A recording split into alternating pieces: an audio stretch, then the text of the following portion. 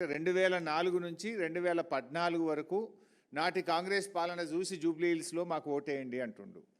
మరి నువ్వు ఆ రోజు ఏ పార్టీలో ఉన్నావు? నాడు తెలుగుదేశం పార్టీలో ఉండి నువ్వేమన్నావు ఆ రోజు?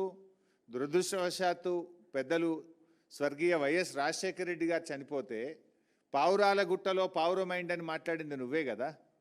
మరి నాటి పాలన అంత మంచిగుంటే మరి ఆనాడు వైఎస్ఆర్ గారి మీద ఎందుకు నోరు బారేసుకున్నావు?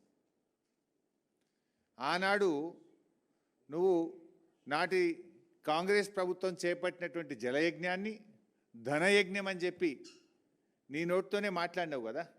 నీది నోరా మోరా?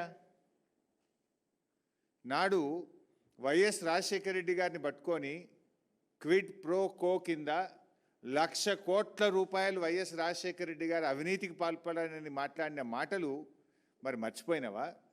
నీ నోరుని ఏమన్నా ఫినాయిల్తో కడుక్కున్నావా?